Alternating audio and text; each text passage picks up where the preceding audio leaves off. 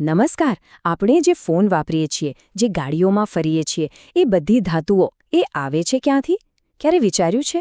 ચાલો, આજે આપણે જમીનની અંદરથી શુદ્ધ ધાતુને બહાર કાઢવાની આખી રોમાંચક સફરને સમજીએ. આ પ્રક્રિયાને કહેવાય છે ધાતુ કર્મ વિધિ. ઓકે, તો આ આખી સફરને સમજવા માટે આપણી પાસે એક મસ્ત પ્લાન છે. જો આપણે 5 સ્ટેપમાં આખી વાત સમજીશું. પહેલાં તો આ ધાતુઓનો સોર્સ કયો? પછી બધી ધાતુઓનો સ્વભાવ કેમ અલગ અલગ હોય છે? એ પછી એને કાઢવાના સ્ટેપ્સ કયા છે? ચોથું, અશુદ્ધિમાંથી શુદ્ધ ધાતુ સુધી કેવી રીતે પહોંચાય? અને છેલ્લે એકદમ ફાઇનલ ટચ આપીને એને પ્યોર કેવી રીતે બનાવવી? તો ચાલો શરૂઆત કરીએ એકદમ બેઝિક સવાલથી. કોઈ પણ વસ્તુનું મૂળ જાણવું જરૂરી છે, બરાબર ને? તો પછી ધાતુઓનું મૂળ શું છે? આ ખજાનો આખરે આપણને મળે છે ક્યાંથી? જો, ધાતુઓનો મુખ્ય સોર્સ 2 જગ્યાએ છે. પહેલો અને સૌથી મોટો ખજાનો તો છે આપણી ધરતીનો પોપડો. પણ હા, અહીં એક ટ્વિસ્ટ છે. ધાતુઓ અહીં એકલી નથી મળતી, એ બીજા તત્વો સાથે સંયોજનના રૂપમાં હોય છે. અને બીજો સોર્સ છે દરિયાનું પાણી. એમાં પણ સોડિયમ ક્લોરાઇડ એટલે કે આપણું સાદું મીઠું, એના જેવા કેટલાય ક્ષાર ઓગળેલા હોય છે. હવે અહીંયા એક મસ્ત કોન્સેપ્ટ આવે છે. સમજો, પૃથ્વીમાંથી જે કંઈ પણ કુદરતી રીતે મળે એ બધું ખનિજ કહેવાય. પણ વિચારો, શું દરેક પથ્થરમાંથી સોનું કાઢવા જવાય? ના ને, ખર્ચો વધી જાય. તો બસ, જે ખનિજમાંથી ધાતુ કાઢવાનો ખર્ચ ઓછો હોય અને ફાયદો વધુ હોય એને જ કાચી ધાતુ અથવા અયસ્ક કહેવાય છે. એટલે કે બધી કાચી ધાતુઓ ખનિજ તો છે જ, પણ બધી ખનિજ કાચી ધાતુ નથી હોતી. આ યાદ રાખવા જેવી વાત છે. તો બધી ધાતુઓને શુદ્ધ કરવાની રીત એકસરખી કેમ નથી હોતી? કારણ કે દરેક ધાતુનું પોતાનું એક વ્યક્તિત્વ છે, એનો એક સ્વભાવ છે. અમુક ધાતુઓ, ખબર છે, એકદમ રિએક્ટિવ હોય છે, જે તરત જ બીજા તત્વો સાથે જોડાઈ જાય છે. જ્યારે સોના જેવી ધાતુઓ એકદમ શાંત, નોન રિએક્ટિવ હોય છે. અને બસ આ જ સ્વભાવ, આ જ સક્રિયતા નક્કી કરે છે કે કઈ ધાતુને શુદ્ધ કરવા માટે કેટલી મહેનત લાગશે. અને આ ટેબલ આખી ગેમને એકદમ સિમ્પલ બનાવી દે છે. જુઓ, 3 ટીમો છે. સૌથી ઉપરની ટીમમાં છે પોટેશિયમ, સોડિયમ જેવા હાઈલી રિએક્ટિવ પ્લેયર્સ. એ એટલા બધા સક્રિય છે કે કુદરતમાં ક્યારેય એકલા જોવા જ નથી મળતા. પછી આવે છે વચ્ચેની ટીમ, ઝિંક, લોખંડ, લેડ જેવી મધ્યમ સક્રિય ધાતુઓ. અને છેલ્લે સૌથી નીચેની ટીમમાં છે સોનું અને ચાંદી જેવા શાંત ખેલાડીઓ. એ એટલા સ્થિર છે કે એમને કોઈની સાથે જોડાવાની ઉતાવળ જ નથી, એટલે મુક્ત અવસ્થામાં પણ મળી જાય છે. ઓકે, તો હવે આપણને ધાતુઓના સ્વભાવનો અંદાજો આવી ગયો. તો ચાલો હવે એ જોઈએ કે આ કાચી ધાતુને એકદમ શુદ્ધ ધાતુમાં ફેરવવાની આખી ફેક્ટરીમાં કયા કયા સ્ટેપ્સ હોય છે. આ આખી પ્રોસેસના મુખ્યત્વે 4 સ્ટેપ છે. સ્ટેપ 1, કાચી ધાતુમાંથી મોટો કચરો સાફ કરવો, જેને કહેવાય સંકેન્દ્રીકરણ. સ્ટેપ 2, પછી એ ધાતુને એના ઓક્સાઇડમાં ફેરવવી. સ્ટેપ 3, હવે એ ઓક્સાઇડમાંથી ઓક્સિજનને હટાવીને ધાતુને અલગ પાડવી. અને ફાઇનલ સ્ટેપ, એ મળેલી ધાતુને એકદમ પ્યોર, ચમકતી બનાવવી. તો ચાલો પહેલા સ્ટેપ પર ફોકસ કરીએ, સફાઈ.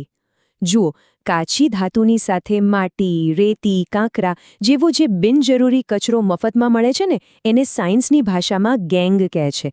તો સૌથી પહેલું કામ છે આ ગેંગને દૂર કરવાનું.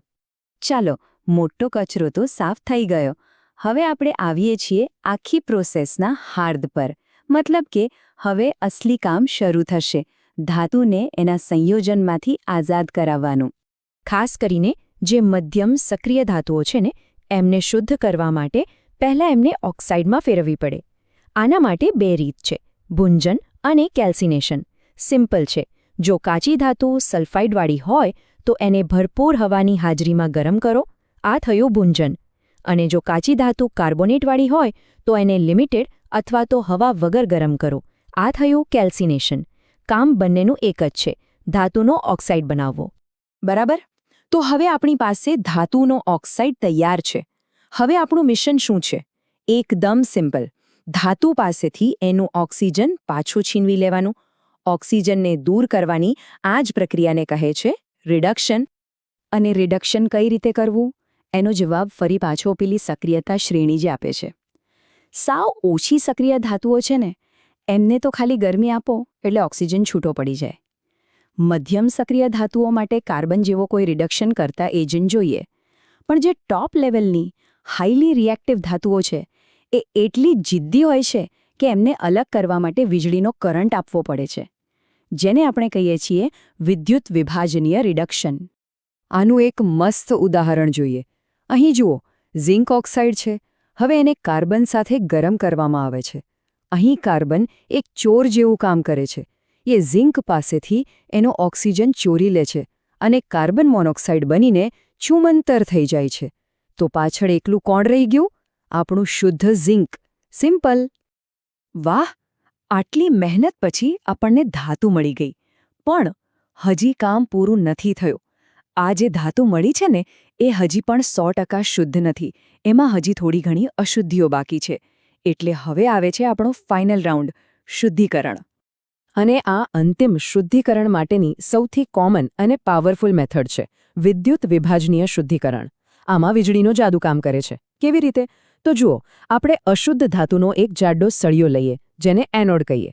જેવો કરંટ પસાર થાય એમાંથી શુદ્ધ ધાતુના આયનો છૂટા પડે છે અને દ્રાવણમાં તરીને કેથોડ એટલે કે શુદ્ધ ધાતુના પાતળા સળિયા પર જઈને જમા થઈ જાય છે. અને પેલી બધી અશુદ્ધિઓ એ બધી નીચે કાદવ તરીકે રહી જાય છે. જાદુ જેવું જ છે ને? તો આ હતી આપણી આખી સફર. એકવાર ફટાફટ રિવાઇન્ડ કરીએ. કાચી ધાતુ લીધી, એનું સંકેન્દ્રીકરણ કર્યું, એને ઓક્સાઇડમાં ફેરવી, પછી રિડક્શનથી ઓક્સિજનને બાય બાય કીધું અને છેલ્લે શુદ્ધિકરણ કરીને મેળવી લીધી એકદમ પ્યોર શુદ્ધ ધાતુ.